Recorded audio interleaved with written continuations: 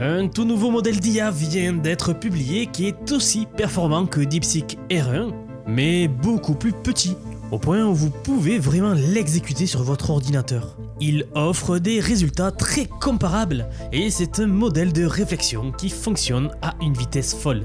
Le meilleur dans tout cela, c'est qu'il est complètement open source. Bonjour à tous, il s'agit du modèle Qwen 2 de Alibaba. En fait, il fait partie de la série des modèles Qwen et ils viennent tout juste de sortir. Vous allez voir que DeepSeek est maintenant détrôné et qu'OpenAI a beaucoup de soucis à se faire. En fait, sachez juste que l'entreprise chinoise Alibaba, donc le géant de l'e-commerce chinois, est en train de devenir une vraie référence dans le domaine de l'IA.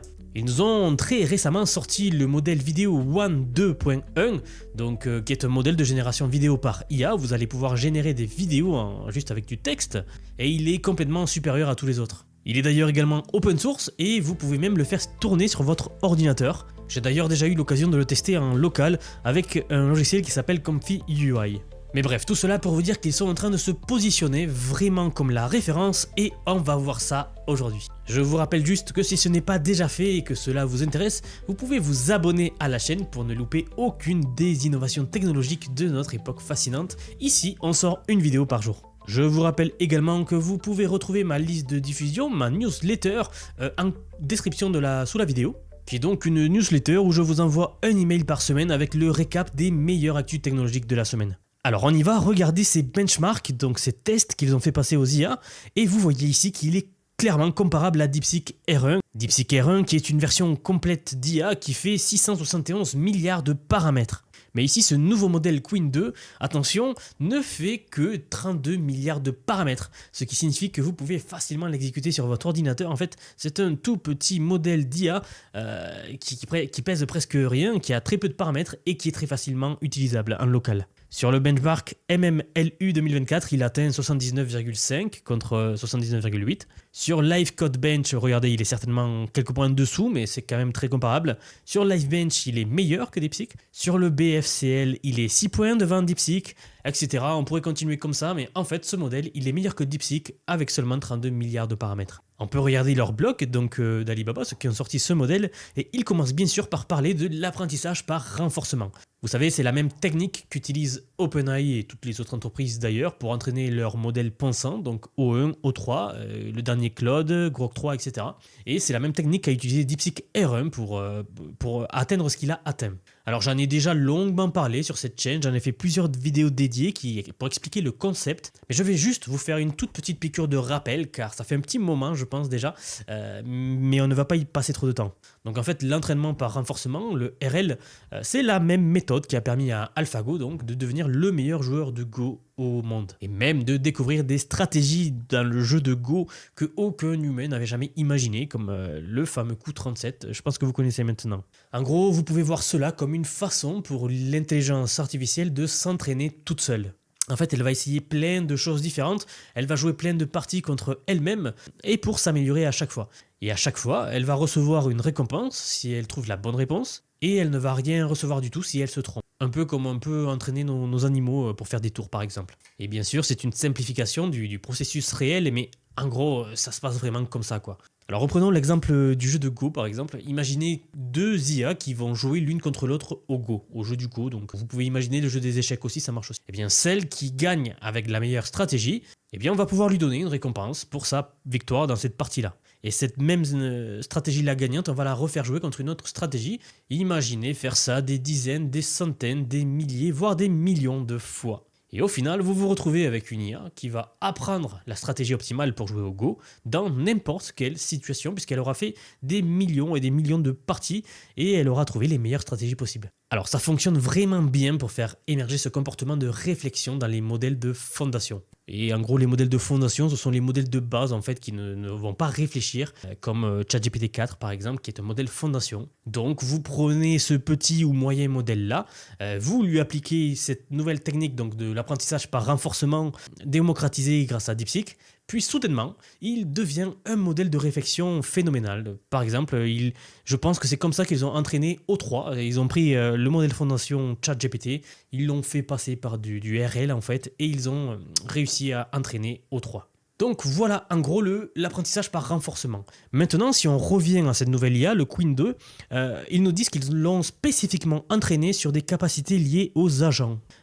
Donc il fonctionne extrêmement bien pour penser de manière critique et utiliser des outils. Ça va être très important, vous allez voir tout à l'heure pourquoi, lorsque l'on va parler des agents, mais tout d'abord, comment ont-ils fait en fait ? Bien sûr, après avoir analysé cela, en gros, ils ont commencé avec un checkpoint, un modèle de démarrage à froid en fait. Ils ont ensuite implémenté le RL, l'apprentissage par renforcement que nous venons de voir, avec une nouvelle approche de mise à l'échelle basée sur des récompenses en fait liées aux résultats. Et ok, ça peut paraître un peu compliqué avec tous ces termes techniques, mais je vais vous l'expliquer très simplement, vous allez tout comprendre. Et c'est là que c'est super intéressant, alors regardez.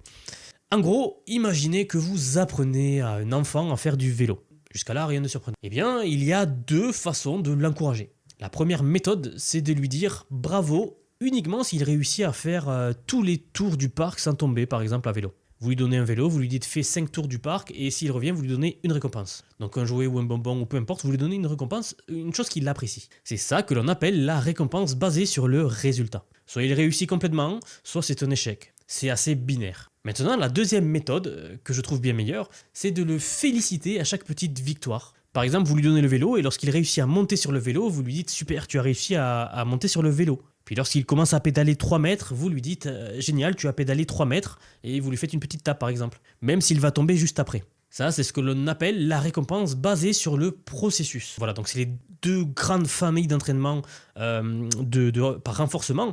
Et bien dans le cas de notre IA, si on utilise la première méthode et qu'elle résout correctement 9 étapes sur 10 d'un problème qu'on lui donne, mais qu'elle se trompe à la dernière par exemple, eh bien elle va recevoir quand même un message d'échec, donc une punition on va dire. C'est comme si on disait à notre apprenti cycliste tu as fait 99% du parcours mais tu es tombé à la fin donc c'est raté.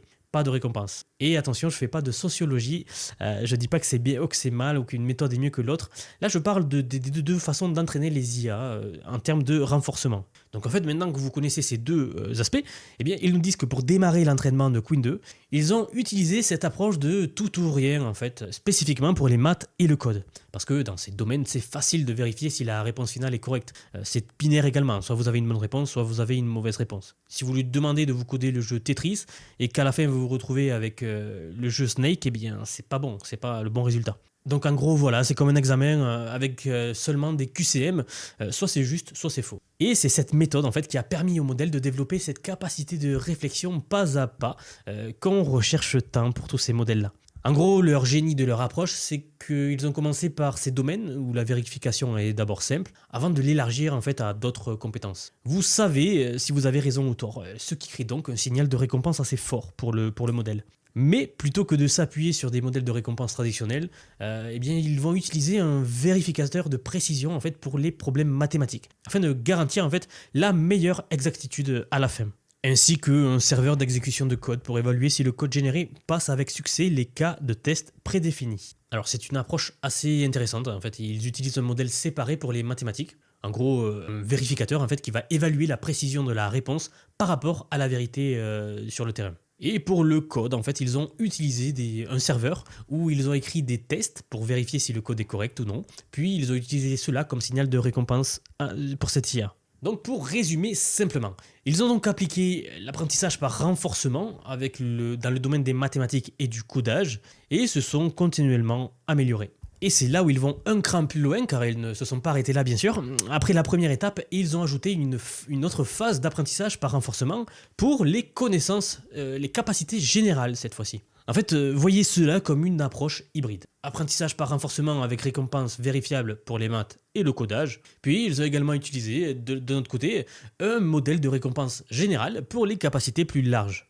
Ils utilisent donc les maths et le codage pour commencer l'entraînement, puis ils l'amènent à un très bon niveau, puis ensuite ils vont généraliser cela en utilisant une autre technique. Donc c'est une recette plutôt intéressante que nous n'avions pas testée jusqu'à ici. Et d'ailleurs, si vous observez la vitesse exponentielle à laquelle Claude, ChatGPT, maintenant Queen, même DeepSeek R2 qui va bientôt sortir, eh bien ces modèles évoluent, et que vous ne voulez pas rester sur le carreau, j'ai développé quelque chose de spécifique pour vous. Je vous apprends l'IA. Oui, j'ai créé une formation ultra accessible qui vous plonge directement dans l'écosystème IA. C'est pratique, efficace et surtout pas cher. Je vous montre exactement comment exploiter des modèles de raisonnement pour automatiser vos tâches complexes par exemple, comme nous venons de le voir avec Queen 2 ici. Et à ce sujet, je reçois beaucoup de questions me demandant mais pourquoi est-ce que le prix est si bas? Je sais que ça peut faire douter certains, mais je le dis souvent, donc je vais le répéter ici. C'est car je veux que vous puissiez vous former à l'IA sans débourser des centaines, voire des milliers d'euros. Il y a beaucoup trop de formations sur l'IA qui sont surenchéries, alors que cette connaissance en fait devrait être abordable pour tous. Notre communauté compte déjà plus de 800 personnes et les retours sont franchement stupéfiants.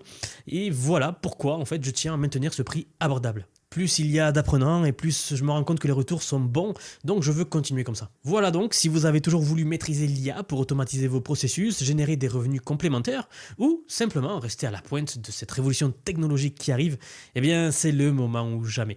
Car en fait, soyons honnêtes, dans quelques mois, ceux qui sauront exploiter ce genre de modèle-là auront certainement un avantage concurrentiel décisif sur tous les autres. Tous les liens sont dans les commentaires épinglés sous cette vidéo. Alors n'hésitez pas à venir faire un tour et ne ratez pas cette opportunité. C'est exactement le genre de moment charnière qui n'arrive qu'une seule fois. Allez, maintenant revenons à notre analyse. Et pour ça, écoutez ça, je lis leur article. Nous sommes convaincus que combiner des modèles de fondation plus puissants avec l'apprentissage par renforcement, alimentés par des ressources computationnelles à grande échelle, nous rapprochera davantage de l'intelligence artificielle générale, l'AGI donc, le stade suivant de l'intelligence artificielle, c'est-à-dire une intelligence artificielle si intelligente qu'elle est capable de dépasser l'humanité. Et je veux juste m'arrêter et souligner ce point très rapidement, 2 secondes, car beaucoup de monde, en fait, beaucoup de gens ont eu des choses négatives à dire sur le dernier ChatGPT 4.5.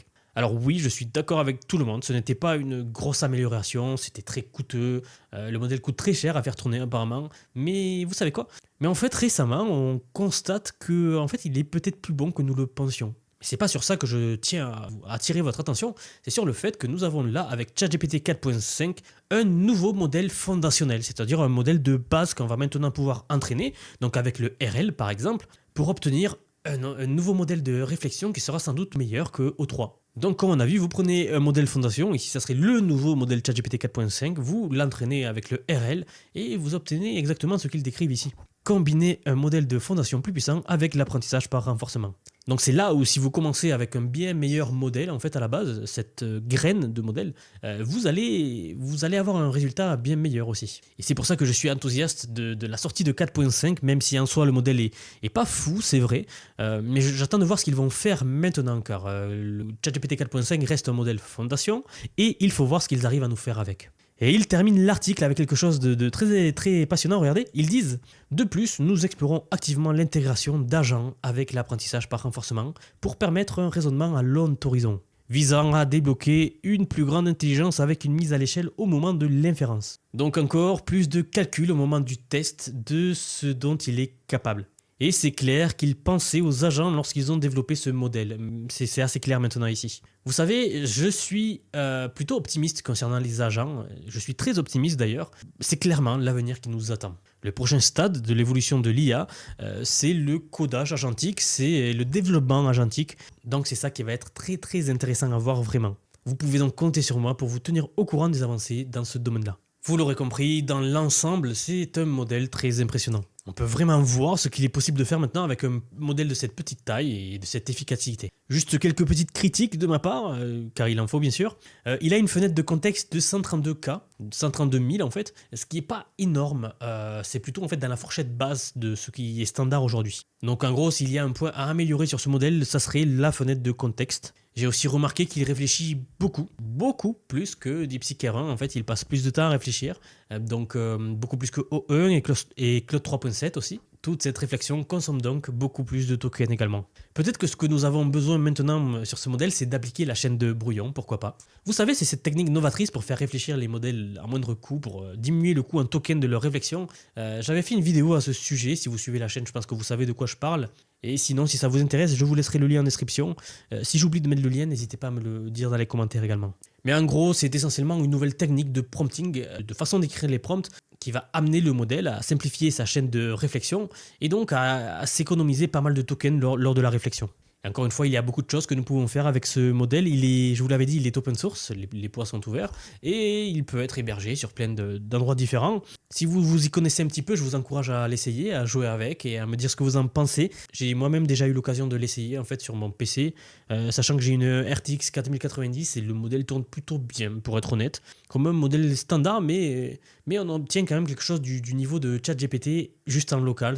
Les choses commencent à changer pas mal. Je vais donc maintenant essayer de l'implémenter dans une série d'agents, voir ce que cela donne, voir si l'on arrive à réduire le coût en token de ces modèles-là. Merci d'avoir regardé la vidéo jusqu'au bout si vous êtes encore ici. Si ce n'est pas déjà fait, vous pouvez vous abonner pour soutenir la chaîne et vous ne loupez aucune de ces innovations-là. Ici, on sort une vidéo comme ça à peu près tous les jours. Et je vous rappelle également que si vous voulez apprendre l'IA, eh bien c'est maintenant. C'est maintenant qu'il faut apprendre les bases avant que l'IA devienne beaucoup trop complexe. Franchement, c'est la technologie la plus révolutionnaire qui est sortie depuis la révolution industrielle. Et ce qui arrive sur nous, c'est une prochaine révolution industrielle. Donc n'hésitez pas à prendre de l'avance et à vous instruire dès maintenant. Vous trouverez tous les liens en commentaire épinglé sous la vidéo. C'est tout pour moi, merci pour avoir regardé cette vidéo et je vous dis à très vite pour la prochaine. Si cette analyse vous a intéressé et que vous voulez aller encore plus loin dans la compréhension des enjeux géopolitiques actuels, je vous invite à découvrir ma nouvelle chaîne Vision Actu. Vous y trouverez des analyses approfondies sur ce sujet et bien d'autres qui façonnent notre présent et notre futur. N'oubliez pas de vous abonner aux deux chaînes pour ne rien manquer. À très bientôt pour de nouvelles analyses.